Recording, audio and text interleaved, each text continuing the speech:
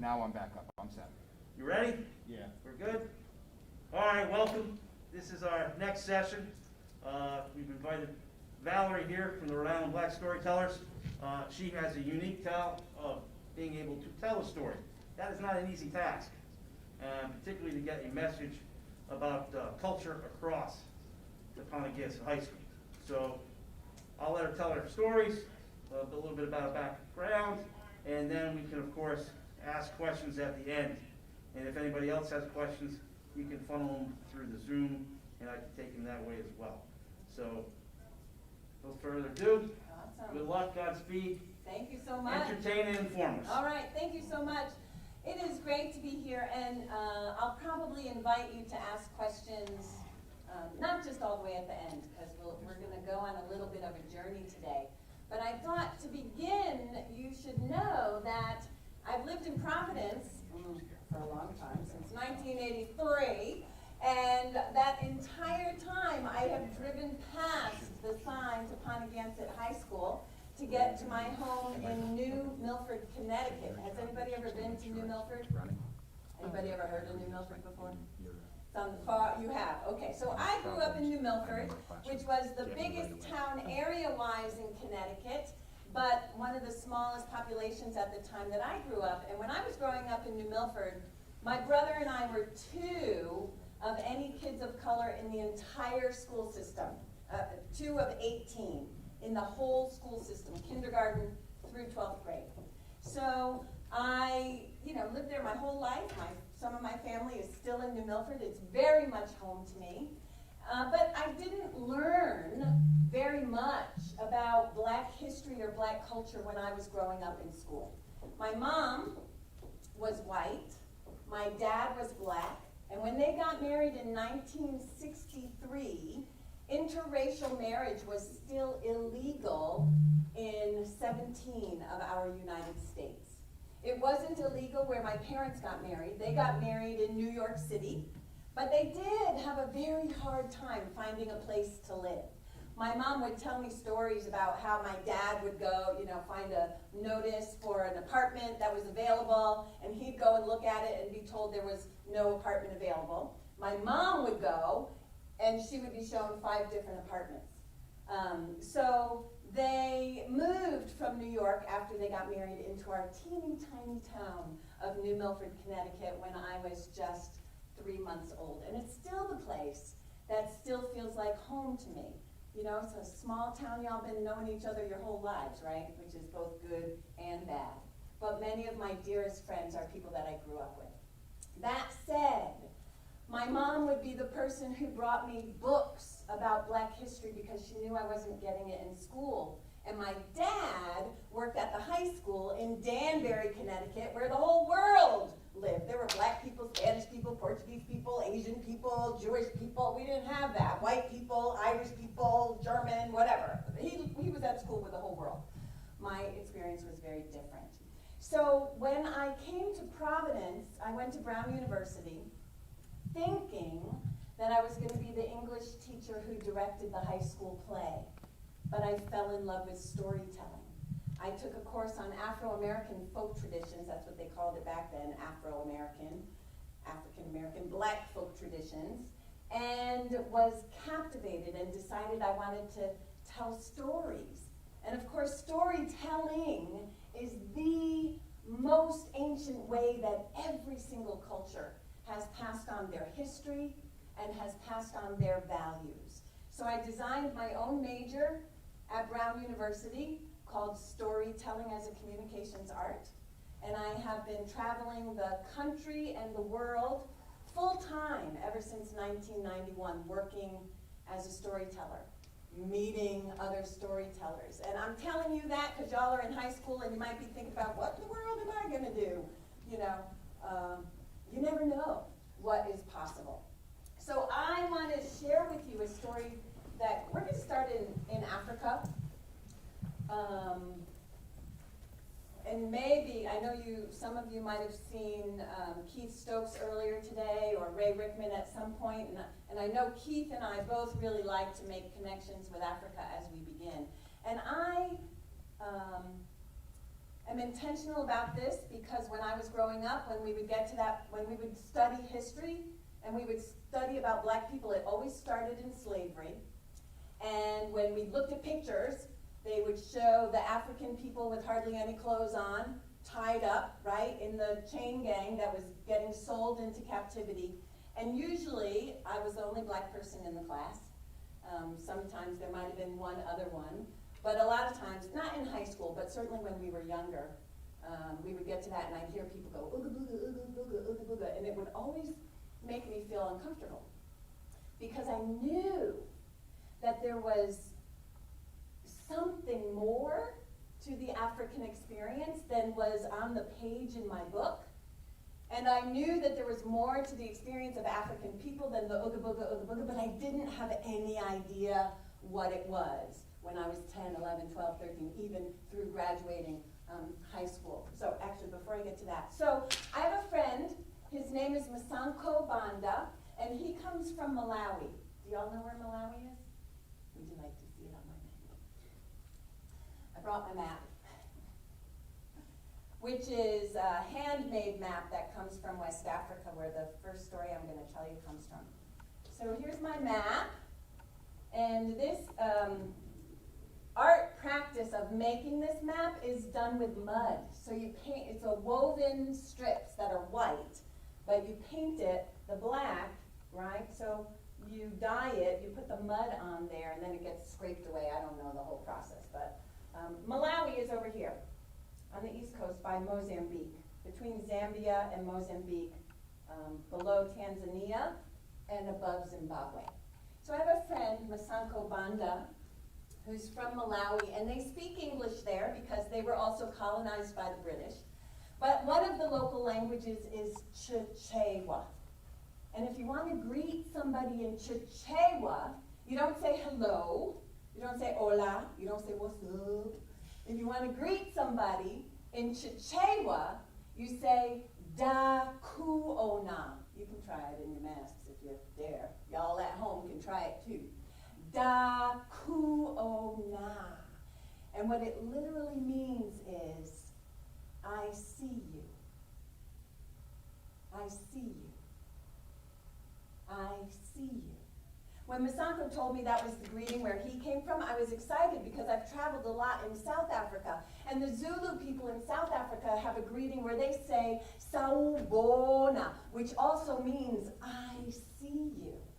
And I thought, what an amazing way to actually greet people. And so Masanko taught me this song, and I said, can I share it? He said, please do, because if we can teach people this song, it will help us change the world. So the song goes like this.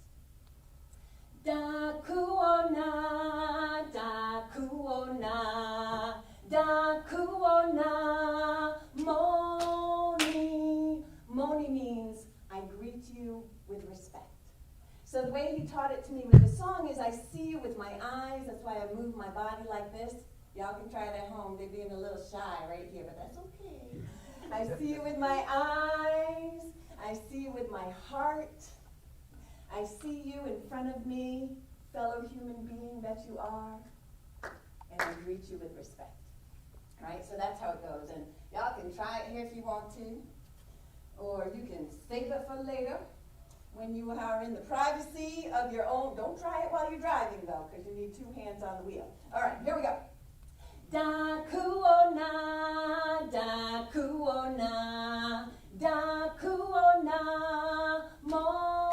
I'm going to do it one more time. Da kuona, da kuona, da kuona, moni. Yeah, there you go. There you go. In the days that aren't COVID, everybody sings it together. Right? And it's a bit odd because in our American culture, we tend to not really look at people in the eyes all the time and certainly not greet them in ways that mean I see you and greet you with respect. But anyway, I teach that so we can, change the world. Anybody know what this is? Anybody want to guess? No, huh? I want to say a duster.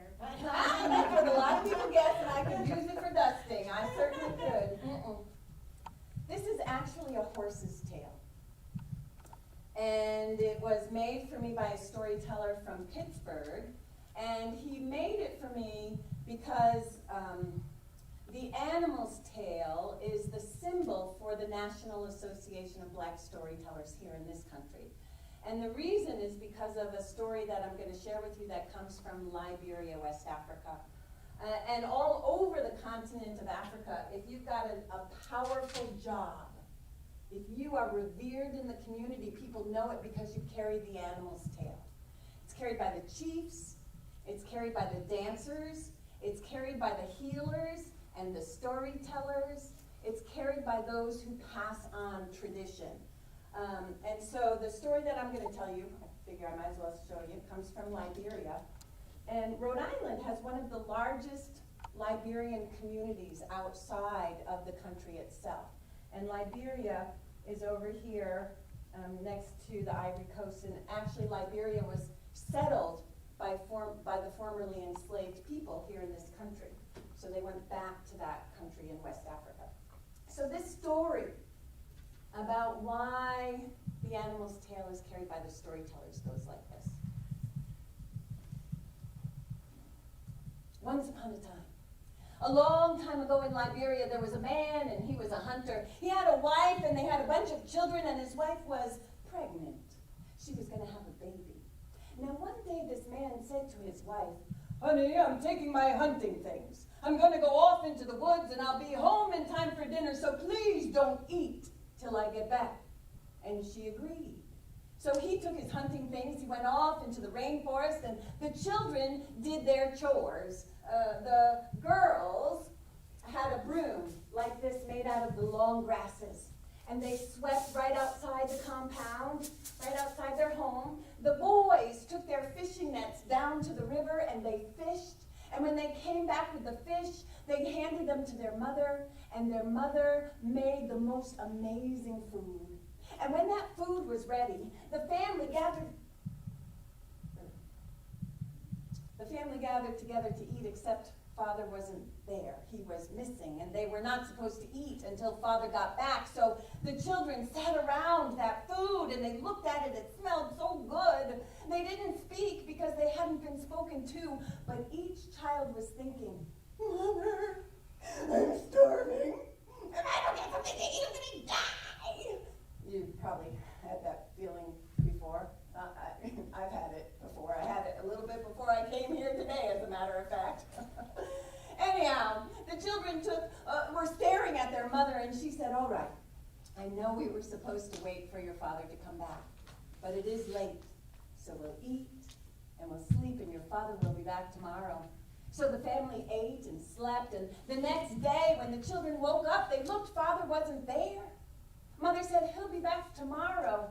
But the next day arrived and no Father, and the days and nights turned into weeks, and the weeks turned into months, that's right, and no Father. But before a year passed, something miraculous happened. Who knows what it was?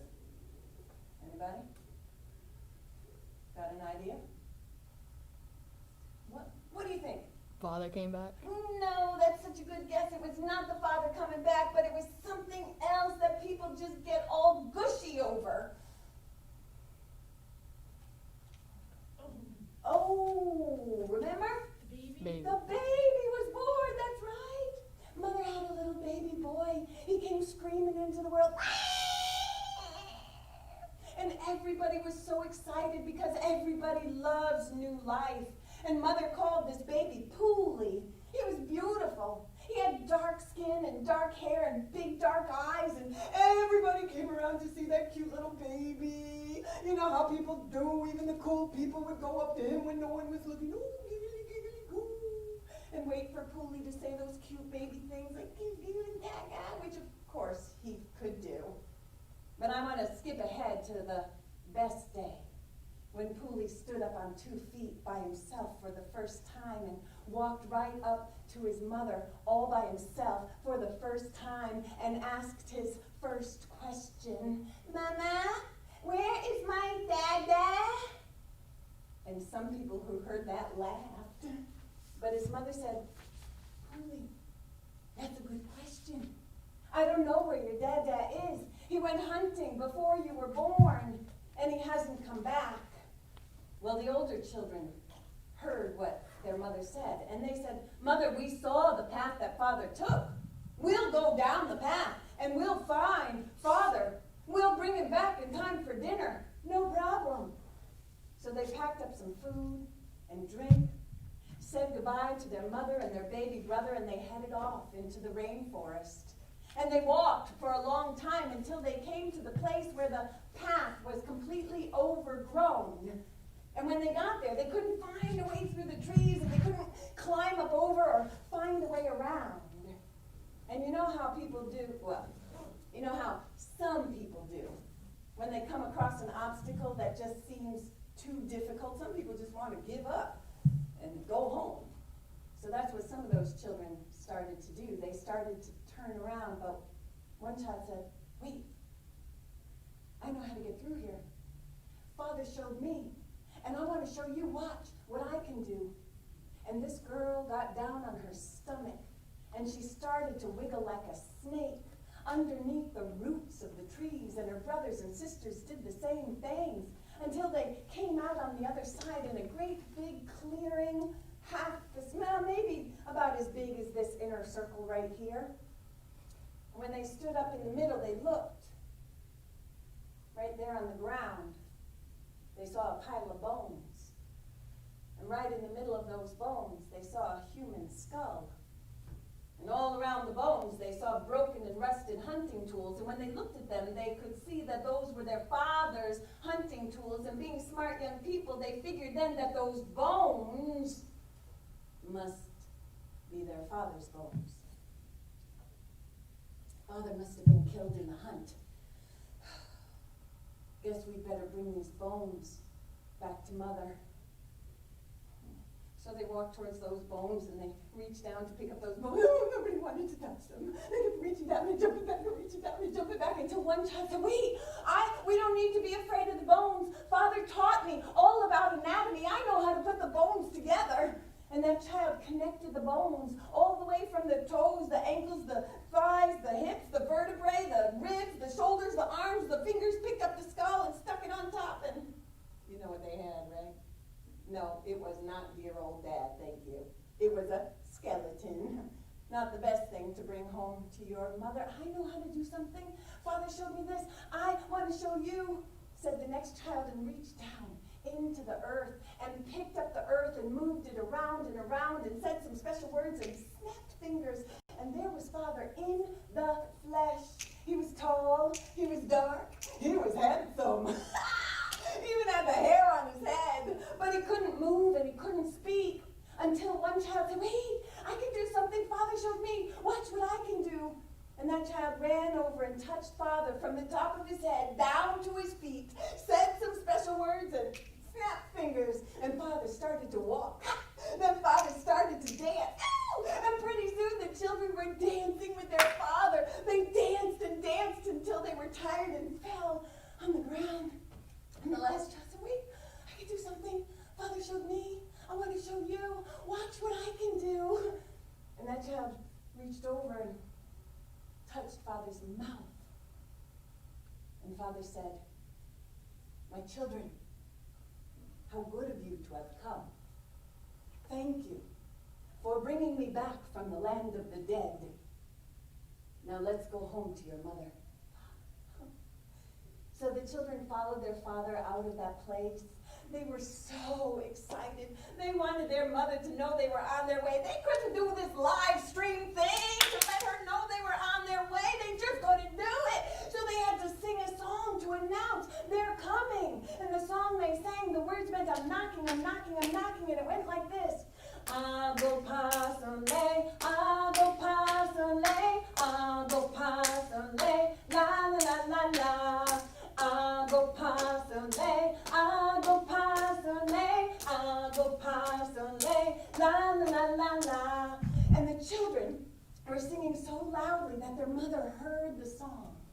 And when she did, she ran to the edge of the village and she sang the answer back. And the words meant, come in, come in. Moyo, moyo, moyo, moyo. Moyo, moyo, la la la la la. Moyo, moyo, moyo, moyo, moyo, moyo, la la la la. Friends, everybody in the village heard the song, and they all came running, and they were there. When mother and father saw each other and ran together and hugged and kissed and laughed and cried just like in the movies. And they saw father meet the new baby, who wasn't such a baby anymore. And there was more hugging and kissing and laughing and crying. And then the family went and ate. And while they were eating, father told the story about what happened, how he went off into the woods to this place that he didn't always go to, and ate his food and got tired and foolishly leaned up against the tree without checking the branches above his head. Fell asleep, and the great big cat came down and grabbed at him. He tried to wrestle him off, but he was no match for that cat, and grabbed him around the neck and sucked all the meat off of his bones. It was kind of a gross story to hear over dinner, but father was a really good storyteller.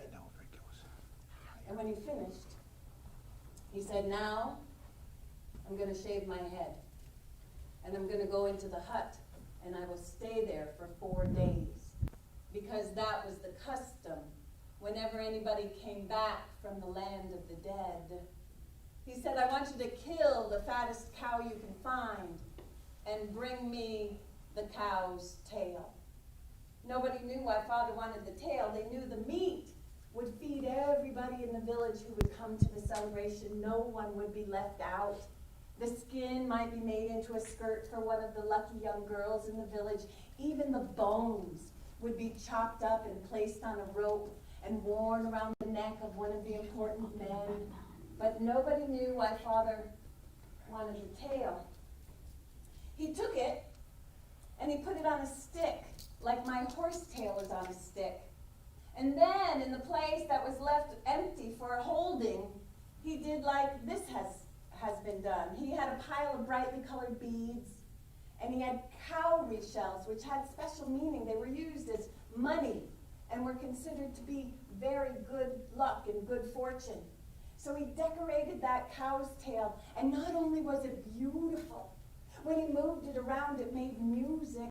And he came out 4 days later, and the whole village was there. And he made the announcement, "I'm going to give this to the one child who was most responsible for bringing me back from the land of the dead.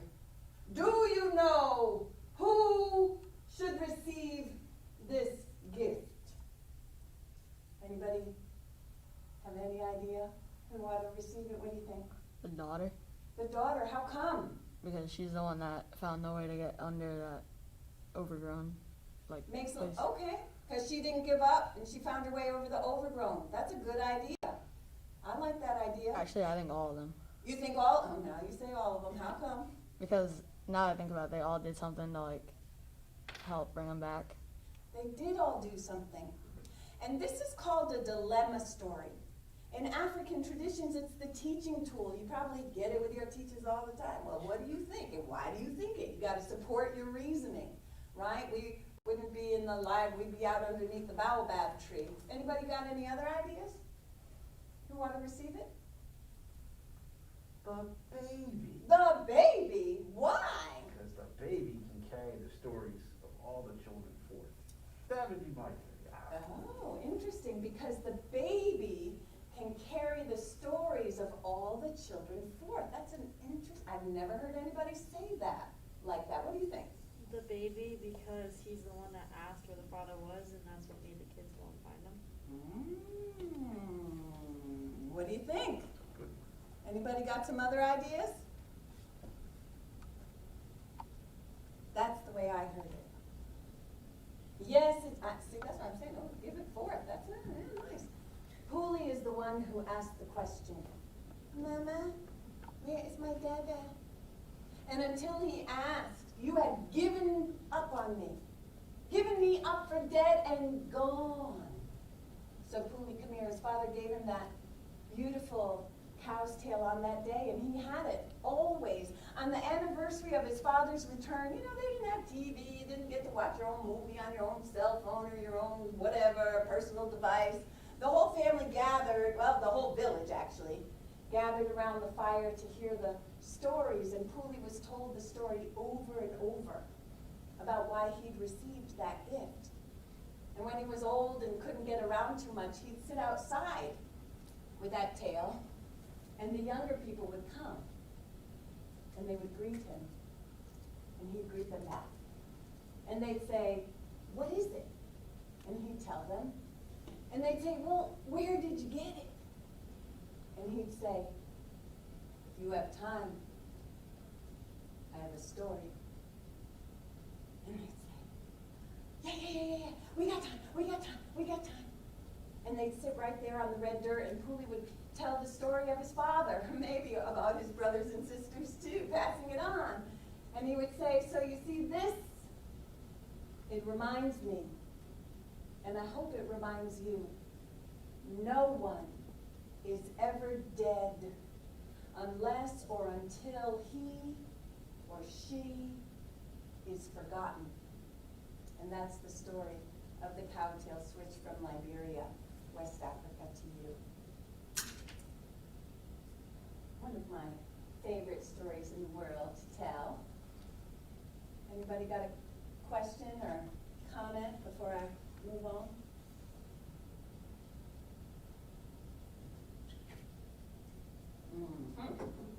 No? Shall I just keep talking? I mean, I can. It's my job to keep on talking. I'm going to tell you the flip side of that. So this is the way I learned that story. No one is dead unless or until he or she is forgotten. But the last time I was in South Africa, and I had the opportunity to work with a High Sanusi, one of the highest level traditional healers and historians, keepers of the culture, he said something that's just a slight shift on it. He said, in our culture, when we want to erase people, we do not speak of them at all. We don't say their names. We don't say anything about their families. We don't say anything they ever did, ever on this planet. When we want to erase people, we do not speak their names. We do not tell their stories. One of my jobs as a storyteller is to tell the stories I wish that I had heard, and that maybe we don't know. So how much time do we have? Tell me, because I'm trying to... 2:15. What time is it now? 1:28. We got time. Okay. Because I want to stay in Africa for one more minute before we move over here. Is that cool with you all? All right, cool. I want to tell you another story that I wish. When I found this story in a book, I could not put the book down. I had graduated already, not just from my undergraduate in college, but my graduate degree, my master's degree, and I had never heard this story before. This is about an African man who sailed across the sea before Christopher Columbus. Has anybody ever heard of this African before? Right, I didn't. But I'm going to show you where he came from. Now, this map is a little bit more contemporary, so it's showing us, you know, the actual countries.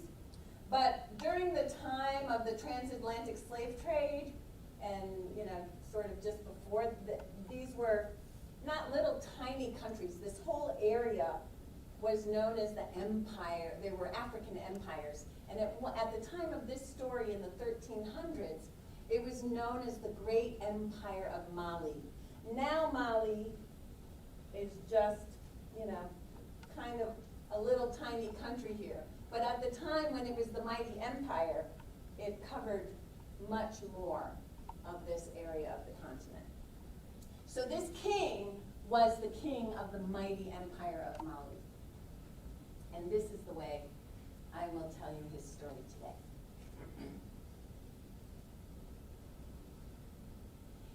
1492, I know Columbus sailed the ocean blue, but I want to take you back to a time before then. I want to take you back to 1310, because back in the day in the Empire Mali, there was a king. His name was Abu Bakr. Not the first, but the second one to carry the name. When he took the throne, things would never be the same. We're going back, way, way back. We're going back. And that's a fact. The year was 1310. And everybody who could was gathered outside the palace gates, waiting to lay their eyes on the mighty king. The women were up close to give everybody the signal. The men were standing by close to the drums, and the dancers, the children were there too, and the mighty soldiers were sitting atop their horses at attention, waiting to give proper respect to the king. And as soon as those palace gates opened wide, the old women gave the signal.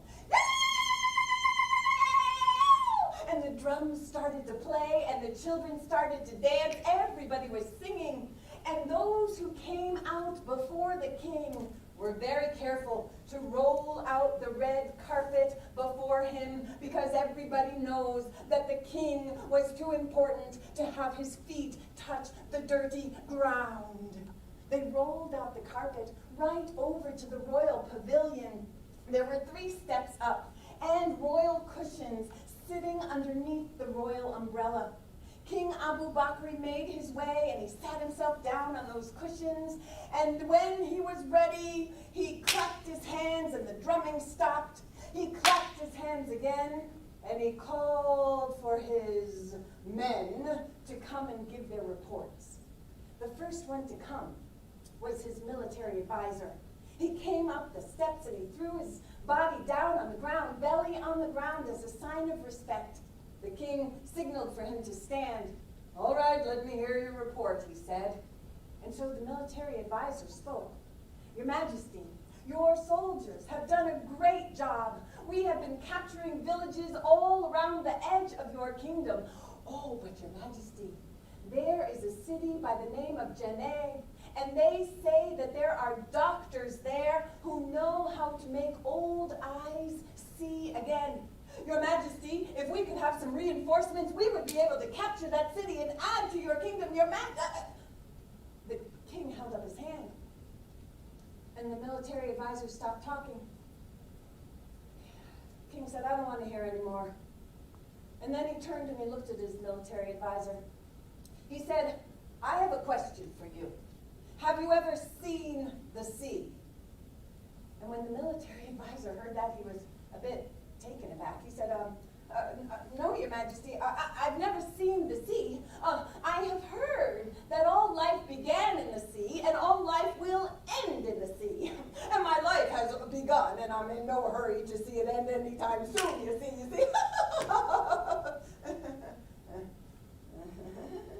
The king wasn't laughing. He held up his hand, and the military advisor stopped speaking again. The king was staring off in the distance, and then he turned back to his military advisor. He said, "You know the river that runs on the edge, right over there? When I was a small boy, there was a servant inside the palace who took me to the river. And that servant told me that if I ever got in a boat and traveled down the river, that eventually that water would open up into a body of water as big as the sky above our heads. He told me that if I dared to travel across that great body of water, that I would come to land on the other side, and there I would find people living just as we are living here." The king stood up, and as soon as he did, the military advisor backed up. He clapped his hands. The military advisor backed down those steps. The king declared to everyone, "I'm no longer interested in the war. I want to travel across the sea." And then he stepped down those 3 steps. He made his way across that red carpet back into the palace gates, which clanged behind him. And the people started talking. The king has lost his mind. He doesn't want to capture the villages. He wants to travel across a body of water no one has ever seen. He's crazy. But he was determined. He called for some of the learned men who came from the library and University of Timbuktu. And they said that they had been studying. They said, Your Majesty, many people believe that the world is flat and that you will get to the edge of the horizon and you'll fall off. But we've been watching the way the stars move, Your Majesty. And we believe, in fact, that the earth is round, like a gourd. And so if you start in one place, if you travel, eventually you will return to the place where you started. The king was captivated. He said, What kind of boat should we travel with? Nobody knew for sure. Some said long, narrow boats that you moved with oars. Others said wider boats with a mast and sails to catch the wind. And since they didn't know and couldn't agree, all kinds of boats were built, round the clock, 200. And each one had a small supply boat attached to it. Supplies and gifts for the people that they would meet on the other side. And when the king sent that fleet down the river, they had instructions not to return until they had met people on the other side of the water. And once the boats were gone, the king couldn't sleep. He wasn't interested in his wives or his children. He tossed and turned all night long, and one day, when he was tossing and turning, he called for his storyteller, his griot, the keeper of the history. Kuyate, Kuyate, I've had a dream, and I want you to tell me what it means. Kuyate came in. Yes, Your Majesty. In my dream, there were 200 black birds sailing in a formation. What do you think that means? Well, tell me more. Well, they were sailing in formation, and then one fell down from the sky and landed on the ground, and when it burst open, there was milk all over the ground. Kuyate, tell me the meaning of this dream. Oh, well, Your Majesty, perhaps those 200 birds were in fact the 200 boats that you sent down the river. Yes, yes, and what about the one that fell down out of the sky and hit the ground? Your Majesty, I don't know.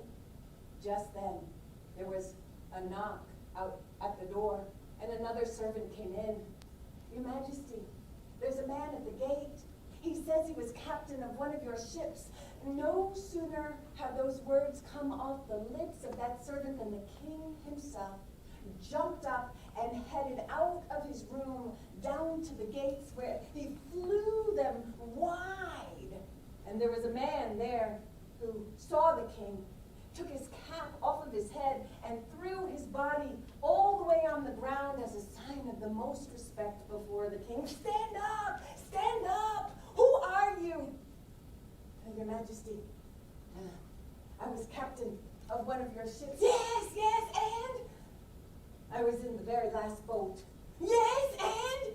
Well, we made our way down the river. And when we got to where the river ended, I could see it opened up into a body of water that seemed to have no end. It was as big as the sky above our heads. Yes, and then,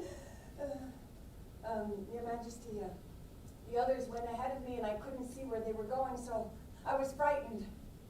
And when it was my turn, I turned back. Oh! The king started the boat building again, round the clock. And this time there were 100 boats built, each one with a supply attached to it. Only this time, when the fleet was ready to sail, Abu Bakr did not send them off alone. Instead, he turned his kingdom over to his brother, and he left his brother with his griot, his storyteller. And then King Abu Bakr climbed on board one of those ships and sailed away from the great empire of Mali, and they never saw him again. And for the keepers of the oral tradition there for a long time, that's where the story ended for them. But when storytellers from that side of the world met storytellers from this side of the world in the area that we now know as Central America, they began to share their stories. And the people in Central America tell a story about how in 1311 their ancestors were on the shores at sunrise. And when that sun rose, they could see these boats coming across the horizon. They saw a black man standing there in white robes. They thought it was their God, because their prophecy said that their God would come to them in a ship across the sea. But as they shared their stories, they began to think, perhaps, if not Abu Bakr himself, at least a part of his dream come true. When Columbus arrived in 1492, he had African people on his boats because they knew how to read the maps and the stars, and they knew how to navigate across the water. When they arrived on this side of the world, they found carvings with African features, things I never learned. I wish I had. I wish that I had known. In 1492, I know Columbus sailed the ocean blue, but I want to take you back to a time before then. I want to take you back to 1310, because back in the day in the Empire Mali, there was a king. His name was Abu Bakr. Not the first, but the second one to carry the name. When he took the throne, things would never be the same. We went back, way, way back. We went back, and that's a fact. And that's a story for you of some earlier ways of African people making their journey to this side. Who's got a question? Anybody? Come on. Nobody? If you want to find, did I tell you the name of the book that you can find that story in? If you want, like, really detailed research book, the book is called They Came Before Columbus. And it was written by a scholar by the name of Ivan Van Sertima. So I invite you to check that out. If you Google, you'll just probably find some stuff about King Abu Bakr. Nobody has anything to say? You just want me to keep on going? You need a break? Need a little stretch? I have to tell you, it's a bit surreal talking through this. Yeah. Yes, I do. It's so bizarre. Because I'm like, I see you, but it's almost like you're on the other side of that screen over there. So, it makes sense that you're not really talking back to me. But anyhow. All right. Can I ask a question? Of course. So, out of curiosity, I think I'm hearing this right. So you're saying like the way that they're writing the history books, they're not necessarily including all the information. Has that been something that they're trying to change? Are they trying to like add some of the, just all the people that are part of like, I'm just curious, because I'm a math teacher, so I sort of know very little. Yeah, dare I give a little bit of a response to that question? First, I'll tell you a little African story that goes like this. The lions were out hunting, the mother and her cubs, and they came across a campfire, and the hunters were around that campfire, and they were telling stories. And story after story they told was about how they had killed all these mighty beasts, including countless lions here, there, and everywhere. And finally, one of the cubs turned to the mother lion and said, "Mother, I'm listening to the hunters tell their stories. I did not hear one story about how we chased down those hunters, or how we did this, or how we did that." And their mother said, my child, my children all, it will be that way until the lion tells the story. So, that's the storytelling response. Practical, interesting thing that I've just been made aware of in the past week or so. So last year was what year are we in? 2020. Thank you. Because we were just in 1310. You understand what happens in storytelling? I lose my sorry, orientation, thank you. So, last year was 2019, and there was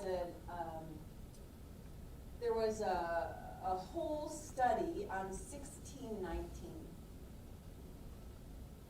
So that was 400 years. 1619 marks when the first Africans were traded in the Jamestown colony. Now those Africans came on a Dutch ship, and they were not enslaved at that time. They were, like most of the Europeans who came, they were indentured servants. So those Africans were able to work off their debt, and then they were free in society.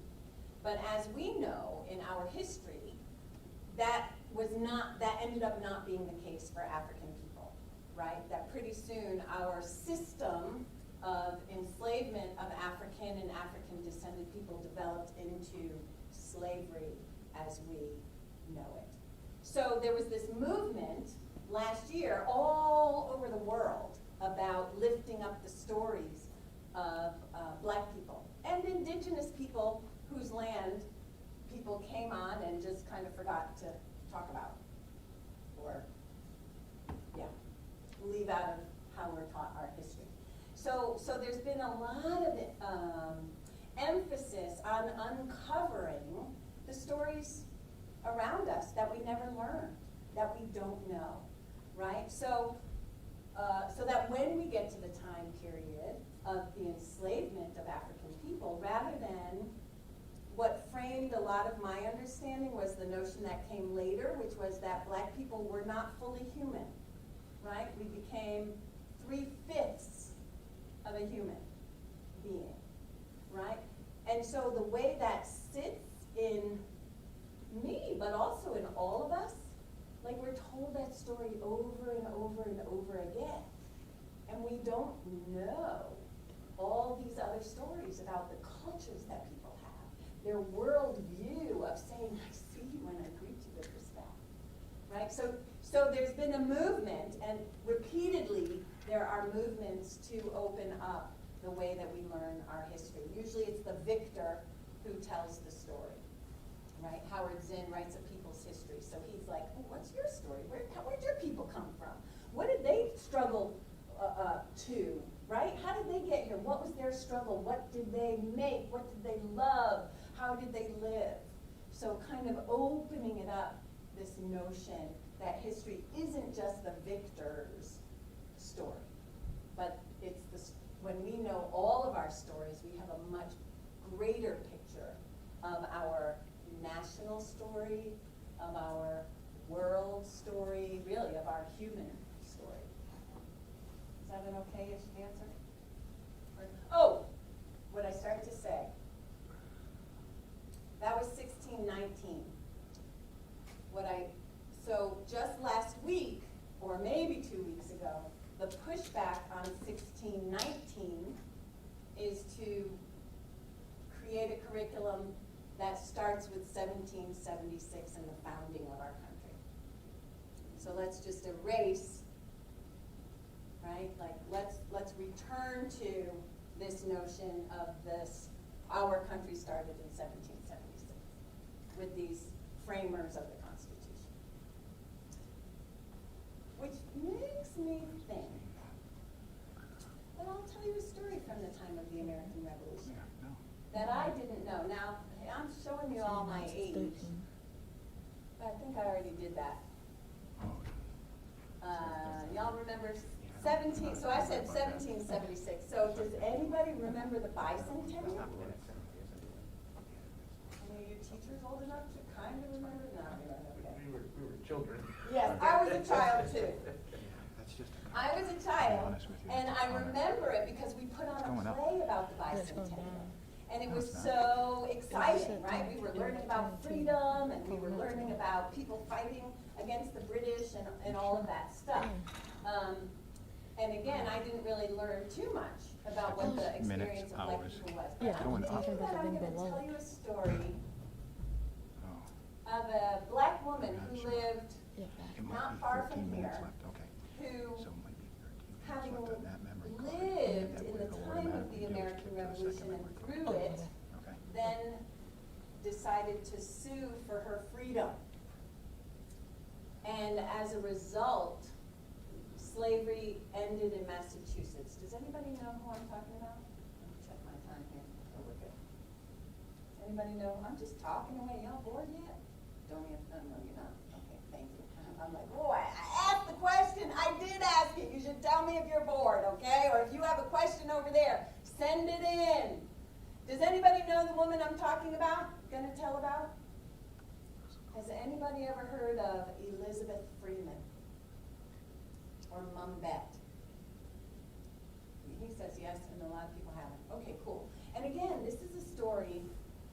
I mean, I grew up 40 minutes from where she lived, and I never heard of her until after school, like, you know, after college, when I started really doing storytelling and wanting to find the stories of, you know, women that generally were not included in our history. So I'll tell you the story of Mum Bet.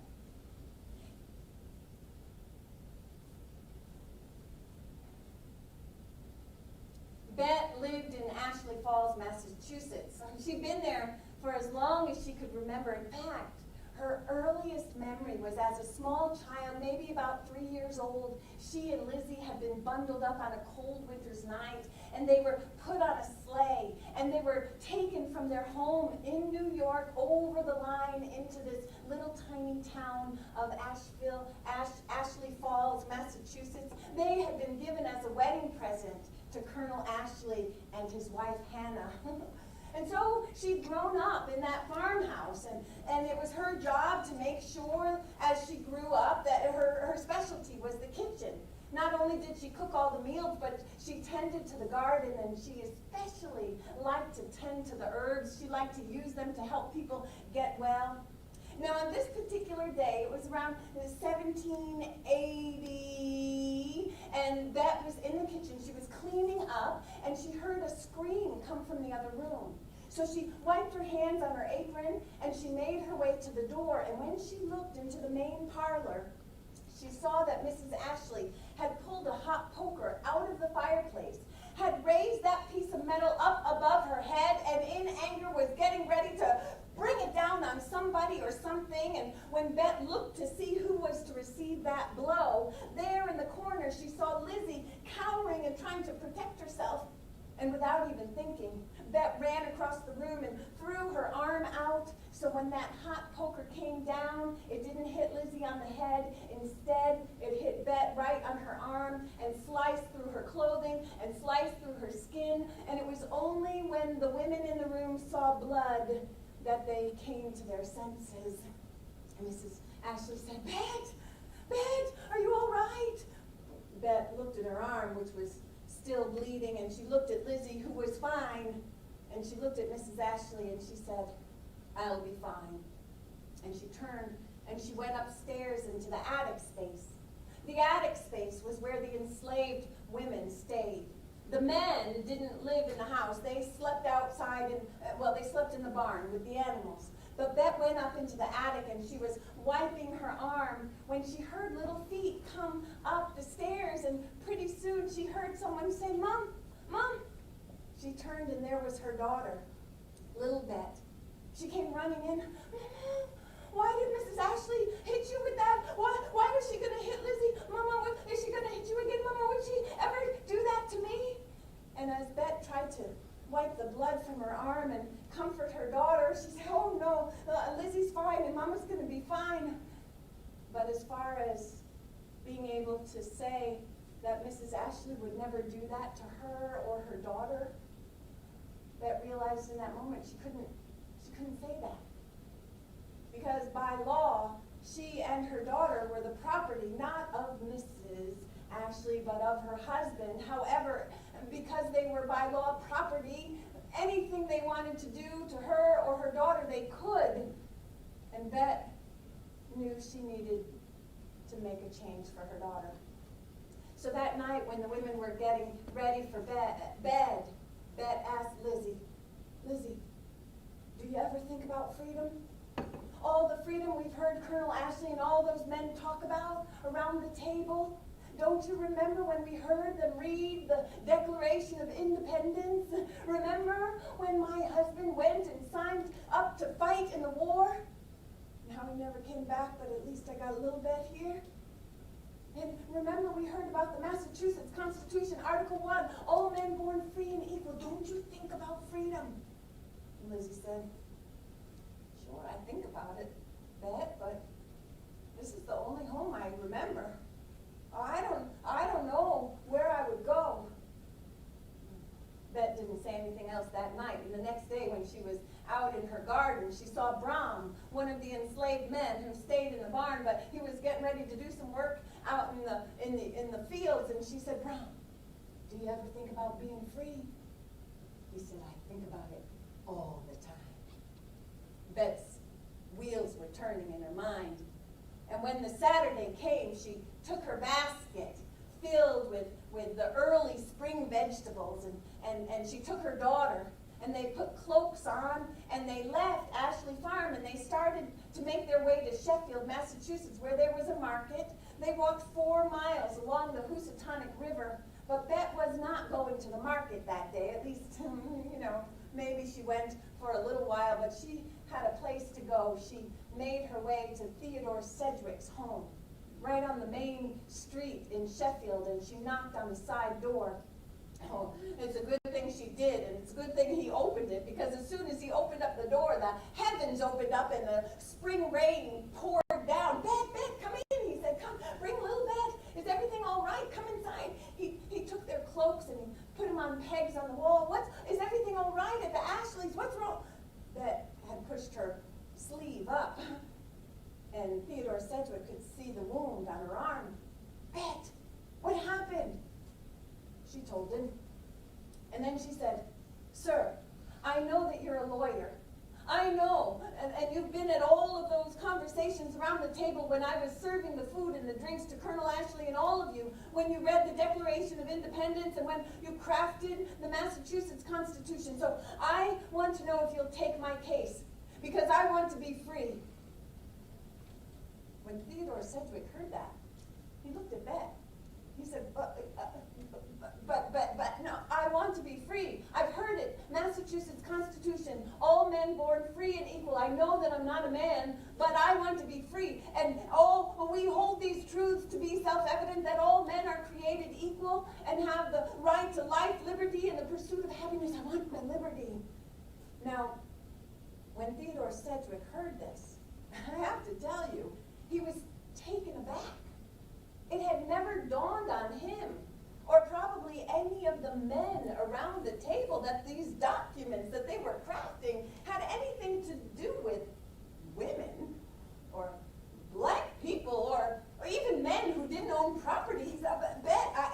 Just then there was a knock at the door, and Theodore Sedgwick was relieved. Bet said, I'm not the only one. Brown wants to be free too. Theodore Sedgwick heard it, but he was opening the door, and there in the door was Colonel Ashley. I've come for Bet. He barged in. Bet, get your things. She looked at Theodore Sedgwick. He said, you're going to have to go. And so the cloaks came off the pegs, and Bet and Lil Bet got dressed, and then they left Theodore Sedgwick's. They climbed into the wagon, and it was a stony silence on the way back with the rain falling. And when they got back to Colonel Ashley's home, he said, Bet, you are not to leave the property. Do you understand? Yes, sir, she said. Well, she got back to work, and I have to tell you, she had no idea what was happening for Theodore Sedgwick. Because like I told you, it had never dawned on him to consider what these principles and these ideals of freedom might mean for people other than himself and the men like him. So at night he would burn the candle late and pull all the books off of his law shelves, looking and looking and looking and looking for some precedents. And a few days later, Bet was in the kitchen when the deputy sheriff came and knocked on the door, asking for Colonel Ashley, handing him a paper in which Colonel Ashley read, who was requesting that he release Bet and Brown, but he looked at the deputy sheriff and said, this is not all the proper paperwork. I need the proper paperwork assuring me that my property will be returned to me when this foolishness is over. And so the deputy sheriff left. Colonel Ashley looked at Bet and said, don't you leave the house. No farther than that little herb patch right outside that back door. You hear me? Yes, sir. Well, a few days later, the sheriff and the deputy sheriff showed up. And they had all the proper paperwork requesting that Colonel Ashley release Bet and Brom. Because one thing that Theodore Sedgwick knew was that a woman could not stand up by herself in the court of law. So that's why Brom needed to come as well, and Bet had mentioned his name. Colonel Ashley looked at the paperwork, and he looked at Bet, and he said, I've been requested to release you, but I'm asking you to stay. Bet looked at Colonel Ashley and she said, I want to be free. Mrs. Ashley came in the room. Bet, I apologize. I didn't mean it, and haven't we treated you well? You've been here with us since you were small, smaller than little Bet herself. Please, won't you stay? And Bet noticed that little Bet had come into the room herself. And Bet looked at her daughter and she looked at Mrs. Ashley and she said, I want to be free. And I want my daughter to be free. And then they walked over and picked up their cloaks. And with only the clothes they had on their backs, Bet and her daughter walked out of the only home they'd known. When they walked by the barn, Brom was already there. And they headed over to Theodore Sedgwick's and they made a plan. Now, it was almost planting season again, so that would be easy for Brom to find some work, but what to do with a young woman with a small child? Theodore Sedgwick said, tell you what, you can stay here until the time of the trial. You'll help in the house and look after the children and we'll pay you. And Bet agreed. And so she and little Bet moved into the home, and they had 4 children under the age of 5 or 6 years old. It was chaos in there, but Bet knew how to take care of children and take care of a home. And it was the Sedgwick family that gave her a special name. They called her Mum Bet. And finally, it was the 3rd Tuesday in August, 1781, and that was the day of the trial. Bet got all dressed up and she went outside. She was waiting for Theodore Sedgwick to come with the wagon, and she could tell he was nervous. Sir, what's wrong? I don't know what's going to happen when we get to the court, Bet.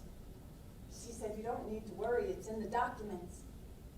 We hold these truths to be self-evident that all men are created equal. The Declaration of Independence, Massachusetts Constitution, all men born free and equal, it's there. He was impressed by her certainty.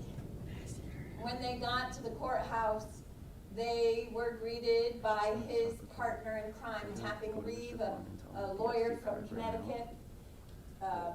Colonel Ashley was there with his lawyers, and I don't know how long it took. You all can do the research, because by now I'm sure the entire everything, actually I know it's all online, so you could actually look at the timing.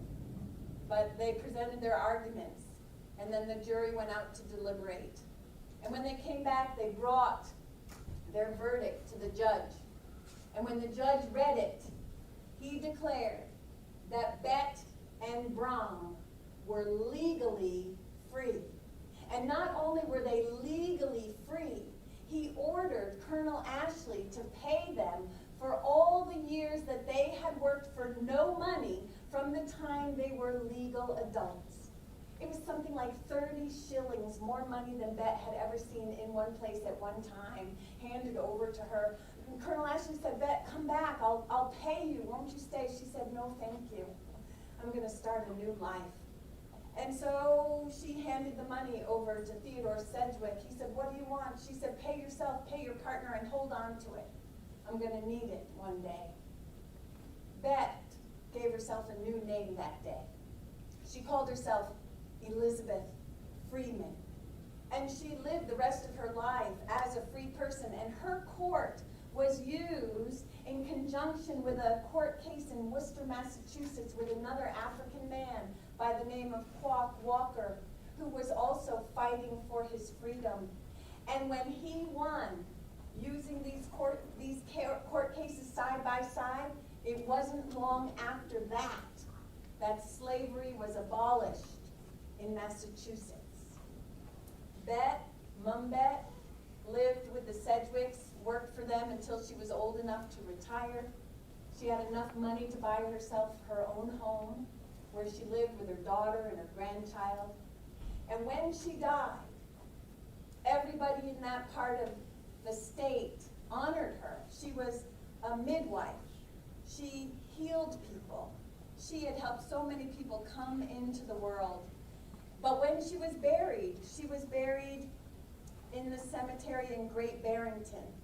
And you can see it even today. I don't know if I like cemeteries, because I like to travel in time. Might be a little bit weird. But I always know, like they say, it's kind of hokey, but the year you're born and the year you die, that dash is where all the juiciness is. So if by chance you ever end up going to the cemetery in Great Barrington, Massachusetts, go way in the back, there's a line of cypress trees. And nearby, there's what they call the Sedgwick pie.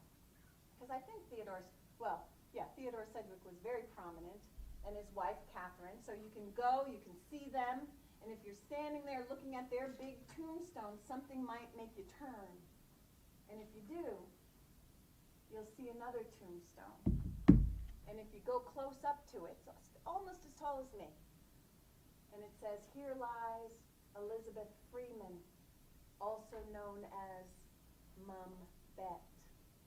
If you're like some of the other travelers who have heard her story, you might put a little coin or a stone or a note or a flower giving honor to this woman who stood up for freedom in our country.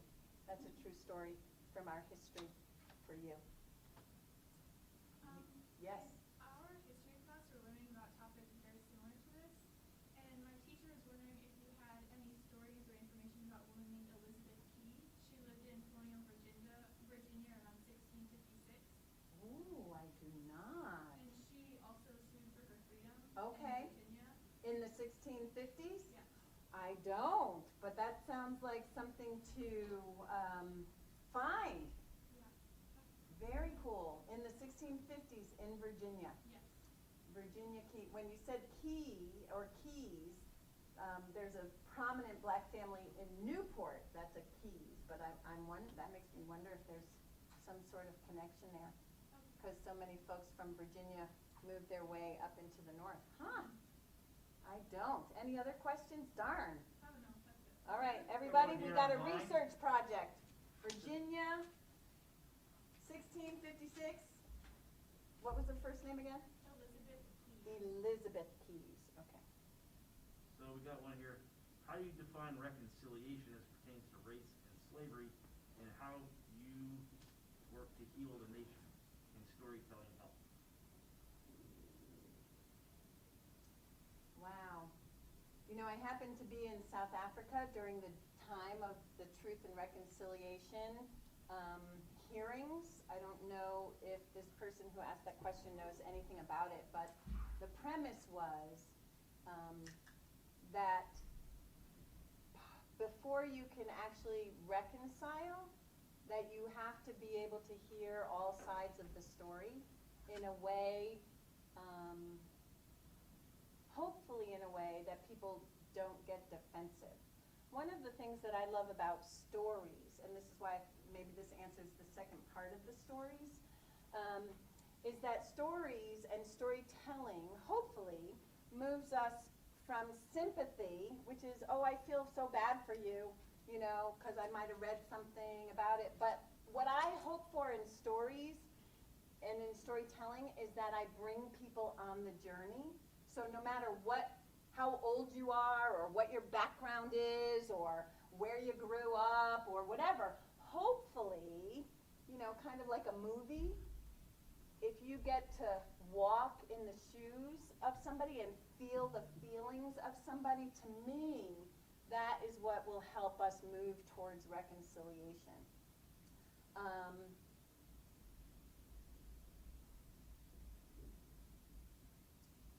So if I think about that, I think about truth. We can in some ways say that there are multiple truths, right? Because we all have the truth of our experience in our lives, right? So what I love also about stories and storytelling is, in my work, is that because I know more about my own story, I'm also listening to hear what other people are saying. And when people are telling their stories, I know that there's a lot of feeling there, right? But in order for us to reconcile, we need to be able to tell all the stories and hear all the stories and give space for the stories, give space for the questions, and then maybe, hopefully, we might even agree to disagree, but hopefully we've at least acknowledged that I see you and I hear you and you are a fellow human being on this planet. So for me, in response to that question, that opening song is really big for me. Yes? If there's one thing you wanted us to take away from this presentation, what would it be?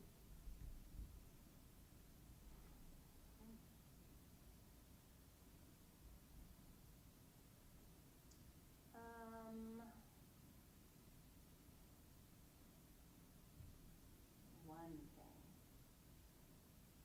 I think what I would want it to be is that when we think about Black history or Black people or the Black experience, this moment in time is this big. The enslavement of people in our history, in the long arc of history, is this big. And that